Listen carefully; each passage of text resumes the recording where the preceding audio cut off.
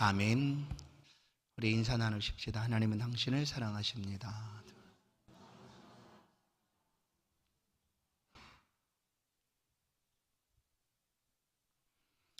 예수님의 치유 사역에 대한 말씀을 오늘 마가복음 3장에서 함께 나누기를 원합니다. 마가복음 3장 시작은 지난 저녁 시간에 본 것처럼 안식일에 관한 논쟁이 계속 1절부터 이제 6절까지 이어집니다. 예수님을 싫어했던 대제사장 그리고 바리새인들의 무리는 이제 회당에 예수님을 올무에 걸리도록 시험에 들도록 하기 위하여 손 마른 사람을 아마 그들이 준비하지 않았을까 하는 생각을 하게 됩니다. 왜냐하면 회당에 들어오신 예수님께서 한편 손 마른 병자를 바라보셨습니다. 그런데 그날은 안식일이었습니다. 안식일. 지난 주일에 본 것처럼 안식일을 그들은 어떻게 여겼는가? 안식일은 아무것도 할 수 없고 또 해서는 안 되는 그런 날이라 여겼습니다. 그 날에 대한 굉장히 중요한 것을 생각하고 그 날에 선하거나 생명을 살리거나 하는 것은 의미가 없이 오직 그 날을 아주 중요하게 여겼다. 그러나 예수님은 내 아버지께서 일하시니 나도 일한다 하시고 안식일에도 병을 고치시고 치료를 하셨다라는 것이죠. 근데 오늘 3장 1절을 보시면 예수님께서 이들의 생각들을 아셨습니다. 그래서 회당에서 한 사람을 바라보시고 그가 손 마른 사람인 것을 아시고 그를 지목하여 공개적으로, 지금 사람들은 지금 예수님을 주목합니다. 오늘이 안식일인데 이날 예수께서 저 사람을 고칠까 안 고칠까? 고치면 안식일을 어긴 죄를 씌워서 저를 곤란케 하겠다 하는 것이 그들의 목적이었습니다. 그러나 예수님이 이것을 아셨죠. 그리고 보란듯이 공개적으로 그 손 마른 사람을 세웁니다. 그리고 그를 향하여 내 손을 내밀라 하시고 보는 듯이 많은 보는 사람들 앞에서 그 사람의 손을 고쳐주십니다. 일어서라 하신 후에 안식일에 선을 행하는 것 그리고 악을 행하는 것, 생명을 구하는 것, 생명을 죽이는 것, 어느 것이 옳으냐라고 묻고 있는 거죠. 어느 것이 옳습니까? 안식일인데 생명을 살리는 것이 옳습니까? 생명을 죽도록 놔두는 것이 옳습니까? 그들은 안식일을 할지라도 그들의 짐승들은 구덩이에 빠지면 안식일과 상관없이 그 짐승의 생명을 건져내기 위하여 안식일을 끄집어냈는데 유독 사람들이 행하는 그 일들에 대해서는 규정을 만들어 놓고 안식일은 이런 일은 할 수가 없다. 이런 무거운 것들은 들 수가 없고 이런 거리는 걸을 수가 없다. 그래서 예수님은 안식일은 사람을 위하여 하나님이 주신 것이다. 이 안식일에도 여전히 인자가 주인이다. 하나님이 일하시니 나도 일하신다 하시고 안식일에 관한 이런 그들의 생각들을 바꿔 놓으셨습니다. 그러나 아직 그들은 예수님이 행하시는 안식일에 행하시는 일들을 온전히 받아들이지를 못합니다. 왜냐하면 예수님은 새로움으로 우리 가운데 오셨는데 율법을 완성시키는 분으로 오셨는데 그들은 율법을 붙잡고 율법을 주신 예수 그리스도를 그 율법으로 정죄하고 있다는 거예요. 얼마나 이상합니까? 율법을 명하신 분이 예수님인데 그 명하신 예수님께서 오셔서 안식일을 이렇게 지켜야 한다라고 말하는데도 그들은 거짓 노라고 얘기하죠. 예수님께서 회당에서 손 마른 사람을 고쳐주시자 6절을 보시면 예수를 어떻게 죽일까 그들은 의논합니다. 예수를 죽이겠다, 이제 어떻게 죽일까 하고 그들은 의논을 하게 됩니다. 그리고 이제 7절부터 예수님께서 그 갈릴리 바닷가로 다시 나가셨다라는 마가복음의 기록을 우리가 봅니다. 나갈 때 많은 무리들이 함께 따라옵니다. 많은 무리들 가운데 보시면 유대와 예루살렘 그리고 이두메 요단 건너편 두로와 시돈. 자, 유대와 예루살렘은 가나안 땅을 얘기합니다. 이스라엘 지역이죠. 그러면 이두메는 이제 가나안 남쪽입니다. 예전에 에돔 땅이라고 불려졌던 그런 곳인데 그 땅에도 이방이 살고 있지만 이스라엘 백성들이 살고 있는 그런 지역이기도 했습니다. 완전히 그 땅을 차지한 것은 아니지만 그 땅에도 이스라엘 백성들이 살고 있었다. 그리고 요단 건너편은 므낫세와 르우벤, 갓 지파가 살고 있는 땅이죠. 요단 동편에도 이스라엘 땅이 있습니다. 그리고 그 동편에서 좀 더 가면 어딘가 하면 두로와 시돈입니다. 두로와 시돈. 그런데 그러니까 이제 가나안 지역, 이스라엘 주변에 있는 모든 가나안 땅에 살고 있는 나라들, 그 땅에 살고 있던 사람들이 예수님의 소식을 듣고 예수님께 나왔다라는 것입니다. 온 이스라엘 백성들이 요단강에서 세례를 베푼 세례 요한을 향하여 그들이 찾아옵니다. 예수님 앞에 온 무리가 왔다라고 이렇게 소개를 하죠.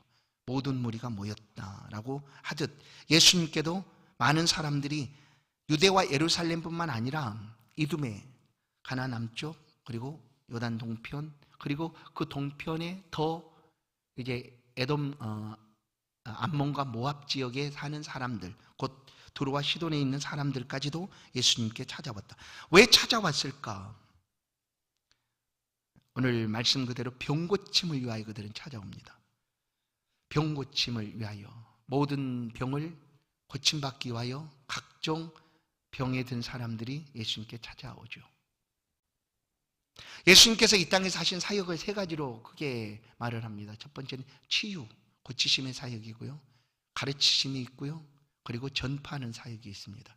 치유 사역 가운데 죽기 사역도 함께 있죠. 귀신을 내어쫓는 사역. 왜냐하면 귀신을 내어쫓고 사로잡힌 자를 강론케 하는 그 사역. 그래서 크게 치유와 그리고 가르침과 전파함이 예수님의 큰 사역들 중에 포함되어 있다라고 볼 수 있습니다. 8절을 보시면 그가 하신 큰 일을 듣고 나왔다라고 얘기해요. 그가 하신 큰 일.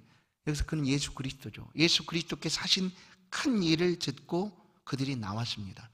이 큰 일 속에 포함되고 있는 것이 예수님의 치유 사역입니다. 또한 귀신을 내어쫓는 죽기 사역이죠. 귀신을 내어쫓는 사역. 이런 사역들을 그들이 들었습니다. 소문으로도 듣고 직접 경험한 사람들도 있고, 그렇게 해서 예수님께 자신들의 모든 질병을 고침받고자 또 그대의 그 괴로움 속에서 벗어나고자 예수님을 찾아왔다라는 거예요. 그런데 예수님은 안식일에서 해당의 손 마른 사람을 고쳐주시는 일로 인하여 이제 대제사장이나 바리새인, 사두개인, 서기관 이런 권세를 가진, 그런 성전에서 권세를 가진 사람들이죠. 그런 사람들의 미움이 되었습니다. 그런데 오늘 예수님의 이런 일로 인하여 어떤 일이 있는가 하면, 바리새인과 헤롯 땅은 사실 같이 섞이는 그런 그 사이들이 아닙니다. 때로는 서로 그냥, 바리새인은 예수 그 유대인 중에 아주 거룩한 무리로 구별된 사람들입니다. 헤롯 땅은 전혀 다르죠. 당시 이두메 사람인 헤롯이 왕이 되고 있던 그 유대 땅에, 이 헤롯 땅은 그 헤롯을 따르는 사람들이죠. 그러니까 완전히 다른 사람들인데 서로 추구하는 가치가 다른 그런 정파들인데, 예수 그리스도를 죽이기 위해서는 이들이 하나가 되었다는, 손잡아서 하나가 됐습니다. 왜냐하면 우리가 함께 예수를 죽이자 하는 것으로 함께 하나가 되고 있다. 예수님께서 행하신 이 큰 일은 치유 사역을 포함하고 있습니다. 예수님이 가장 먼저 이 땅에 오셔서 자신이 메시아인 것을 선언할 때가 있습니다. 선언. 그래서 많은 사람 메시아 선언이다라고 얘기합니다. 예수님 요단강 세례를 받고 올라오실 그때에 하늘에서 음성이 나서 이는 내 사랑하는 아들이요 라고 하는 성령의 음성이 들려졌지만, 예수님이 직접 자신이 메시아인 것을 선언하는 그런 장면이 있습니다. 그 어디인가 하면 회당에 들어가셔서 말씀을 전할 때입니다. 누가복음 4장 17절을 보면, 선지자 이사의 글을 드리거늘 책을 펴서 이렇게 이룩된들을 찾으시니 곧 주의 성령이 내게 임하셨으니 이는 가난한 자에게 복음을 전하게 하시리고 내게 기름을 부으사 나를 보내사 포로된 자에게 자유를, 눈먼 자에게 다시 보게 함을 전파하며 눌린 자를 자유롭게 하고 주의 은혜의 해를 전파하게 하려 하심이라 하였더라. 이것이 예수님께서 자신이 메시아다라는 것을 선언하는 그런 그 선언입니다. 메시아 선언이라고 할 수 있죠. 그것을 이사야 말씀을 찾아서 예수님께서 직접 자신이 메시아인 것을, 왜냐하면 메시아가 오시면 이런 일들을 하게 될 것이다 라는 그 구약의 예언을 자신의 말씀으로 예수님께서 그 말씀을 가지고 선언하신 거죠. 그리고 여기서 주께서 행하실 큰 일, 곧 메시아가 행할 큰 일들에 대해서 들려줍니다. 그것이 뭐냐면 포로된 자에게 자유를, 눈먼 자에게 다시 보게 함을, 눌린 자를 자유롭게 하고 하는 이런 사역들입니다. 이 치유 사역도 예수님께서 행하신 큰 일 속에 포함이 됩니다. 예수님께서 행하신 그 큰 일은 하나님만이 하실 수 있는 일이었죠. 하나님만요. 오늘날은 물론 의사들이 사람이 쉽게 고칠 수 없는 그런 병들을 의술로, 수천 년이 지난 지금은 의술로 고치기도 합니다. 그러나 이때 성경의 시대 1세기 때 하나님 말씀이 들려지는 그때에 이런 일들은 의술로도 고칠 수 없는 그런 병들이었습니다. 그러나 메시아는 이 일들을 행하시는 분이시다는, 그래서 메시아가 이 일들을 행하게 되는 그것이 치유사역이죠. 그것이 바로 큰 일이다라는 것을 성경은 가르쳐 줍니다. 시편 71편 19절 하나님이여 주의 의가 또한 지극히 높으시니이다. 하나님이여 주께서 큰 일을 행하셨사오니 누가 주와 같으리까. 하나님이 행하시는 큰 일입니다. 그것이 메시아가 행하시는 큰 일이다라는 거예요. 하나님께서 또 행하신 큰 일이 사도행전 2장에 기록됩니다. 오늘 오전에 잠깐 말씀드렸는데 예수 그리스도를 죽은 자 가운데 살아나게 하시고 그런 다음에 예수 그리스도께 승천하신 이후에 하나님이 성령을 보내주신 사건이죠. 그것이 바로 큰 일이었어요. 이 땅에 하나님의 성령이, 예수님은 이 땅에 하나님으로 오셨지만 우리와 이 땅에서 33년의 삶을 사셨습니다. 그리고 승천하셨죠. 그러면 최근에 어젠가요, 현재 지구상에서 가장 오래 산 사람 114살로 삶을 마감했다라고 그런 기사를 봤어요. 근데 그 오래 산 비결이 뭐냐 그랬더니 굉장히 감동적인 말을 했어요. 신앙이다라고 얘기했어요. 하나님을 섬기는 것이고, 그리고 그들이 이제 먹는 그런 음식 가운데 술이라고 표현을 하지만 우리가 소위 말하는 약주 같은 거 있지 않습니까? 아니, 우리가 알코올을 많이 먹고 그런 술이 아니라 좀 그거는 작지만 먹는 그런 것들을 꾸준히 먹었다. 그리고 더 중요한 것은 하나님을 사랑하고 신앙하는 것이 그로 하여금 이처럼 오래 살게 한 것이다라고 그 사람 인터뷰를 한 걸 봤어요. 보세요. 아무리 한 사람이 오래 살아도 지금 114살이죠. 그러면 예수님께서 33년을 사셨고 이 땅을 떠나셨는데 누가 예수님과 동시대의 삶을 같이 공유하며 살아갈 수가 있는가? 겨우 33년인데. 그래서 하나님은 예수 그리스도께 승천하시고 예수 그리스도의 이름으로 우리 가운데 성령을 보내주신 거예요. 그것이 하나님이 우리 가운데 행하신 큰 일이다라는 거예요. 만약에 하나님이 행하신 큰 일이 우리 가운데 임하지 않았다면 우리는 지금 예수를 알 수 없습니다. 예수를 알 수 없고 믿을 수도 없고 하나님을 찾을 수도 없습니다. 그런데 우리를 위하여 하나님이 성령을 보내주시고 하신 그것이 큰 일이다라고 성경은 우리 가운데 들려줍니다. 사도행전 2장 11절 그레베인과 아라비아인들이라 우리가 다 우리의 각 언어로 하나님의 큰 일을 말함을 듣는도다. 복음이죠. 하나님께서 행하신 일들이에요. 이것은 우리가 복음을 듣는 건 역시 하나님이 행하신 큰 일이에요. 그래서 우리가 예수를 믿는 것을 궁극적으로 우리는 어떻게 고백하는가 하면 하나님의 선물이다라고 얘기하는 거예요. 에베소 2장 8절 하나님이 주신 선물이다. 이 믿음이 너희에게서 난 것이 아니고 하나님이 주신 선물이다라는 표현을 우리가 기억합니다. 맞습니다. 이것이 우리를 향한 하나님의 큰 역사고 일입니다. 하나님이 하신 큰 일. 또한 예수님께서 병고침의 사역들, 귀신을 내어쫓는 축기 사역들도 말씀한 그대로 큰 일이었다라는 거예요. 누가복음 8장 39절 집으로 돌아가 하나님이 내게 어떻게 큰 일을 행하셨는지를 말하라. 병고침, 그러니까 거라사에 가서 광인이죠. 귀신에 사로잡혀 쇠사줄을 끊어버릴 정도로 발가벗고 아우성치며 살아가던 그 광인, 귀신 들린 사람. 그를 예수님께서 고쳐줍니다. 그에게 든 모든 귀신, 군대 귀신이라고 말하죠. 돼지떼에 들어가기를 원하자 예수님이 허락하셔서 돼지대에 들어가서 그들이 돼지가 몰살하지 합니다. 그러나 그 귀신 들렸던 사람은 귀신이 내어 쫓기고 예수님 앞에 앉아 있습니다. 온전한 모습으로. 이제 우리가 한 영혼의 무게나 한 영혼의 가치나 한 영혼의 크기를 이 말씀을 통하여서도 우리가 알 수가 있어요. 예수님은 한 영혼을 온전케 하기 위하여 돼지 3,000마리잖아요. 몰살시킵니다. 그리고 한 영혼이 하나님 앞에 온전히 돌아오게 되는 거죠. 바로 귀신을 내어 쫓아준 이 거라사의 광인에게 예수님이 하신 말씀 누가복음 8장 19절 집으로 돌아가 하나님 내게 어떻게 큰 일을 행하셨는지를 말하라라는 거예요. 하나님이 내게 어떻게 큰 일을 행하셨는가. 그 일이 뭐예요? 귀신 쫓겨난 일이잖아요.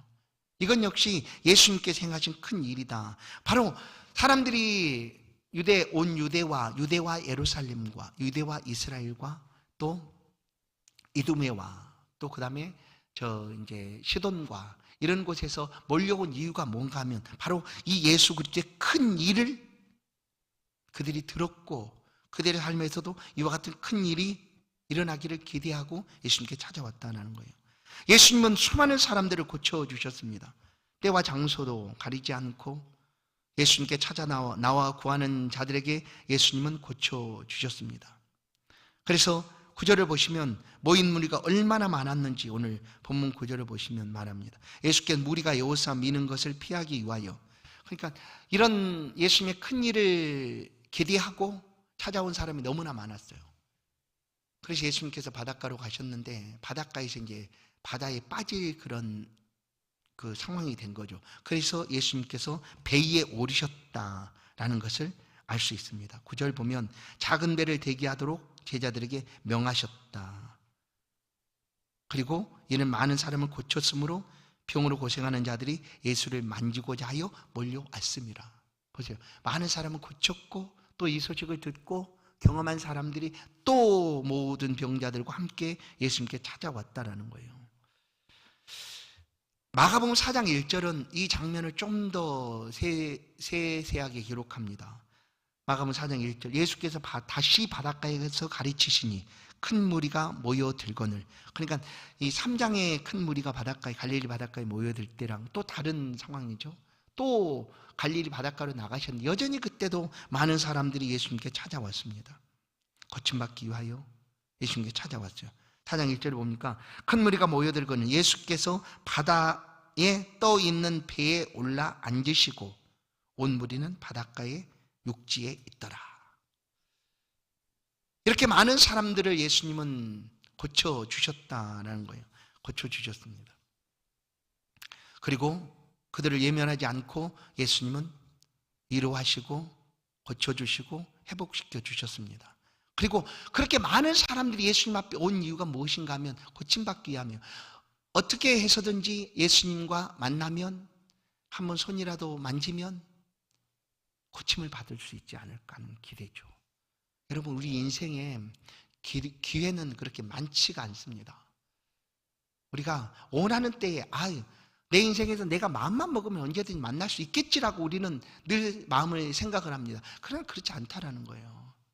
왜냐하면 오늘이라는 시간 동안 어떠한 일들이 우리 가운데 일어날지 우리는 알 수가 없어요. 그래서 우리는 연약한 사람이에요. 연약한 존재예요. 우리가 다음 시간들을 우리가 확신하거나 자신할 수가 없어요. 그러니 그런 시간들을 우리가 만나고 살아가야 되니까 우리의 의지나 우리의 뜻으로 그 시간들을 어떻게 살아내겠습니까? 그래서 우리는 하나님께 구하고 하나님의 은혜를 찾는 겁니다. 하나님 우리를 도우시옵소서 하고 하나님 앞에 우리의 삶을 맡기고, 그래서 혹 우리가 알지 못했던 그런 시간 속에서 우리가 만나는 어려움이 다가온다 할지라도 우리가 하나님께 맡겼던 그 시간, 그 삶을 우리는 믿고 인정하기 때문에 하나님 안에서 삶을 살아가는 거예요. 그래서 때로는 슬픈 일도, 때로는 어려운 일도, 때로는 우리가 감당할 수 없는 일들까지도 우리는 하나님 안에서 다 그냥 품고 살아갈 수가 있는 거예요. 지금 예수님께 찾아온 이 많은 사람들, 바닷가에 그야말로 구약에 보면 아브라함에게 주신 말씀처럼 모래처럼 하나님의 자손들을 많게 하리라 했던 그런 많은 사람들처럼 예수님 앞에 지금 고침받기 위하여 이렇게 찾아온 사람들이 많았다.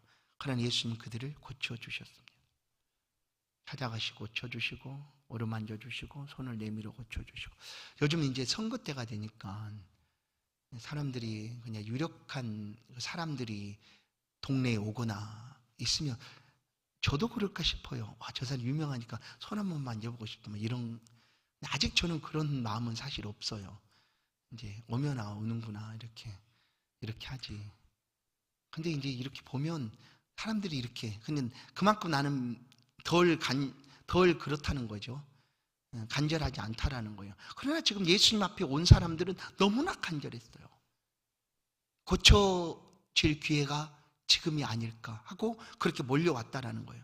여러분, 우리가 만날 기회는 언제나 있는 것이 아니라는 것을 우리는 기억해야 합니다. 성경이 이렇게 말해요. 너희는, 이사야 55장 6절, 너희는 여호와를 만날 만한 때에 찾으라. 가까이 계실 때에 그를 부르라. 여러분, 언제가 만날 만할 때일까요? 언제 주께서 우리 가까이 계실까요? 언제? 모르시겠습니까? 제가 말씀드릴게요. 주께서 가까이 계실 때는 언젠가 내가 부르짖을 때입니다. 내가 기도할 때 주께서 가까이 계십니다. 먼 곳에 계시지 않고 내가 부르짖을 때 주께서는 가까이 계십니다. 그리고 만날 만한 때는 언제인가? 어떤 정확한 날, 때, 장소가 아니라 내가 지금 믿음으로 하나님께 구하면 그 시간이 곧 만날 만한 때입니다.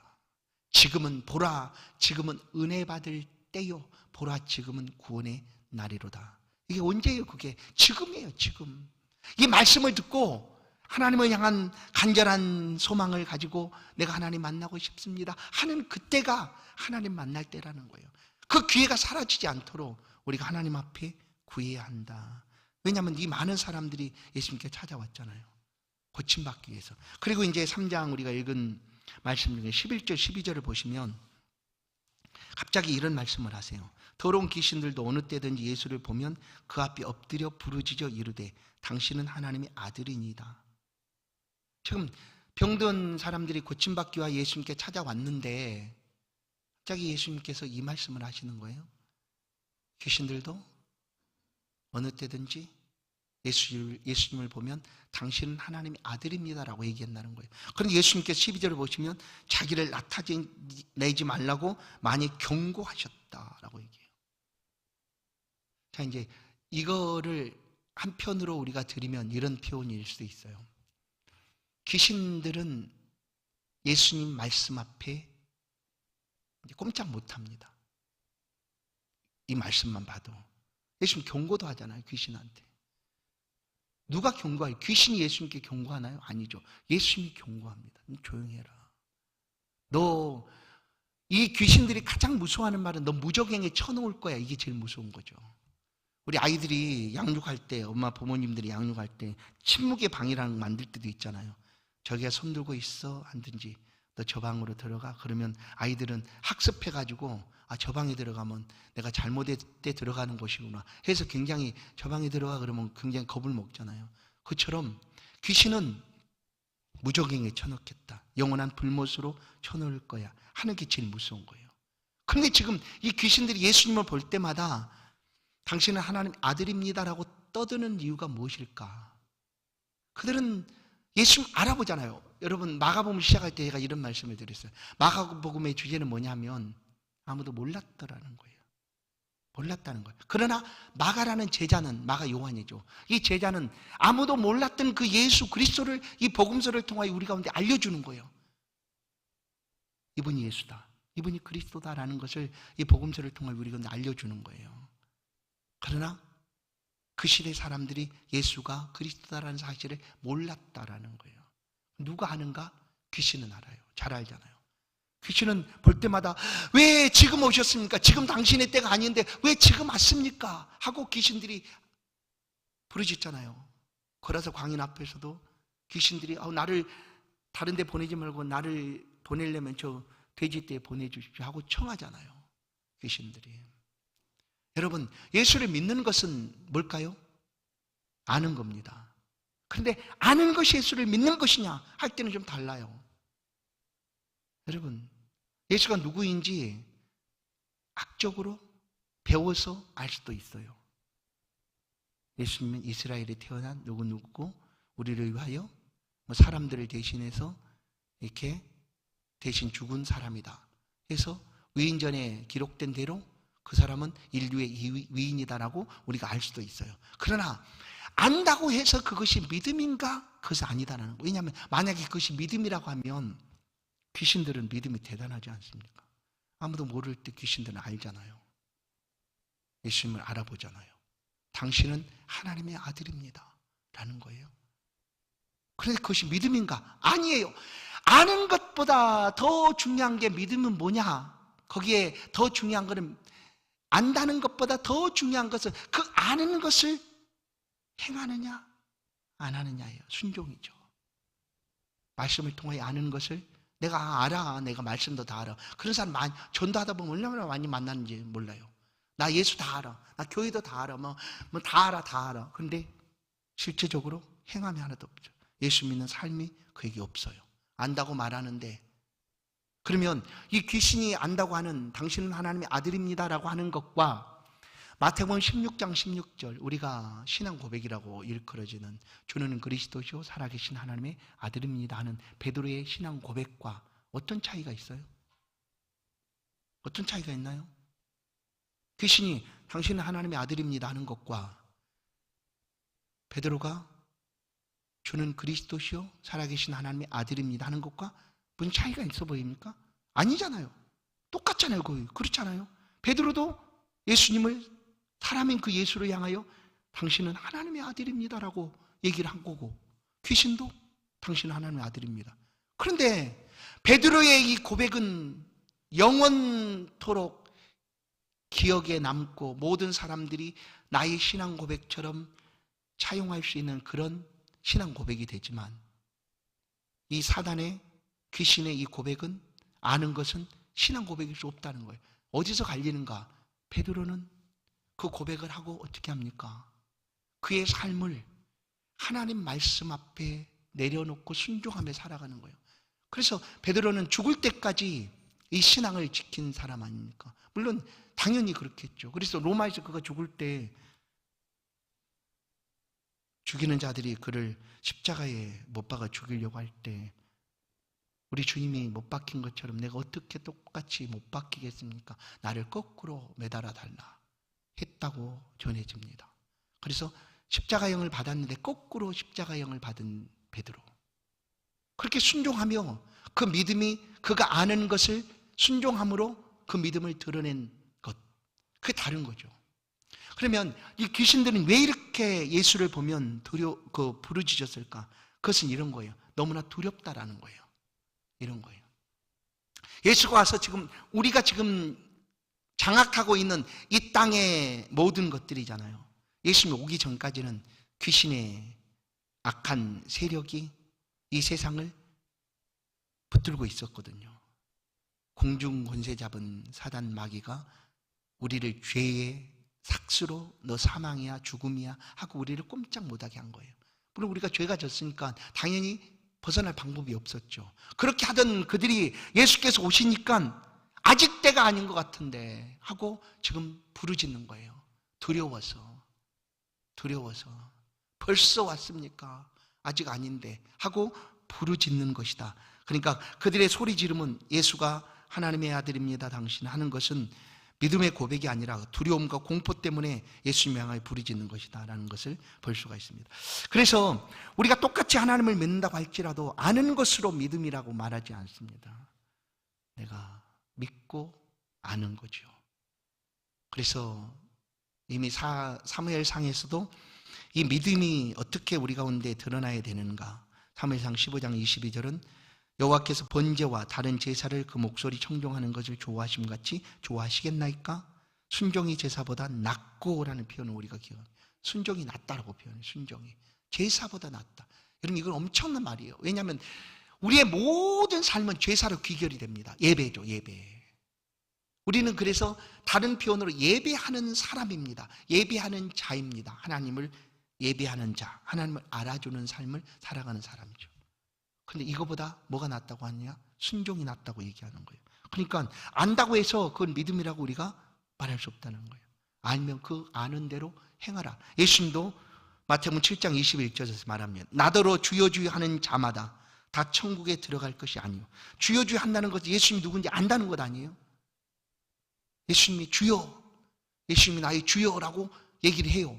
그런데 예수님 말해요. 다만 천국에 그렇다고 해서 다 들어갈 것이 아니요. 다만 하늘에 계신 내 아버지의 뜻대로 행하는 자라야 들어가리라. 행한다, 행한다, 행하라는 거예요. 행하라.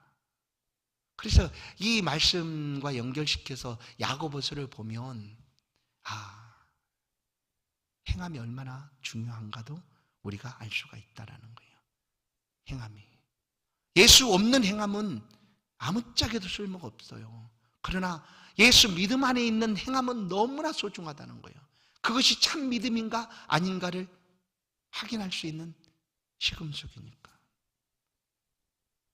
오늘 예수님께서는 이 귀신을 향하여, 사단을 향하여 자기를 나타내지 말라라고 경고를 하셨다. 그래서 오늘 이 말씀을 이제 정리합니다. 순종 없는 믿음, 행함 없는 믿음, 그것은 귀신이 지금 나는 당신이 하나님의 아들입니다 라는 것을 아는 것과 별반 다르지 않다. 그러나 이 아는 것이 믿음으로 온전히 드려지기 위해서는 행함과 또 순종함이 필요하다. 그럴 때에 좋은 열매도, 선한 열매도 맺을 수가 있다라는 것이죠. 예수님 우리를 고치시는, 치유하시는 분이십니다. 고쳐주시는 이유는 그 고침을 받고 더 이상 악한 것이 생기지 않도록 예수님 말씀해요. 뭐예요? 죄 짓지 말아라라는 거예요. 더 이상 악한 것이 생기지 않도록 죄 짓지 말아라라고 예수님 말씀을 합니다. 건강하게 우리가 고침받고 깨끗해진 우리는 우리에게 행하신 이 예수님의 큰 일을 기억하고 삶을 살아가야 합니다. 우리를 회복시키시고 고치신 그 예수님의 큰 일, 우리 죄에서 건져내시고 포로된 곳에서 자유케 하신 예수님의 그 큰 일을 기억하고 우리가 삶을 살아가야 합니다. 그렇게 우리의 삶에서 예수를 자랑하고 또한 예수 그리스도를 순종하며 살아가는 삶이 하나님이 기뻐하시고 또 우리의 삶에도 은혜가 되는 그런 축복된 생애가 될 줄로 믿습니다. 우리 모두가 주 앞에 말씀을 따라 순종하는 그런 복된 삶을 살기를 간절히 소원합니다. 하나님, 우리를 사랑하사 하나님 말씀 앞에 다시금 불러주시고 또 이 시간도 예배하며 주의 은혜 말씀을 듣게 하시니 감사합니다. 하나님, 우리의 모든 연약함을 고백합니다. 우리 육적인 연약함도 하나님 다가오셔서 치유 회복하시고 고쳐주시고 깨끗게 하여 주옵소서. 무엇을 구하든지 하나님이 자녀된 주의 백성들이 구할 때 들으시고 응답하여 주옵소서. 하나님이 행하신 우리 가운데 행하신 그 큰 일을 인하여 우리가 주를 더욱 사랑하게 하시고 우리의 삶의 자리에서 예수 그리스도를 높이며 자랑하며 영광 돌리는 삶을 날마다 살아갈 수 있도록 이 한 주간도 지키시고 보호하여 주옵소서. 예수 그리스도의 이름으로 기도하옵나이다. 아멘.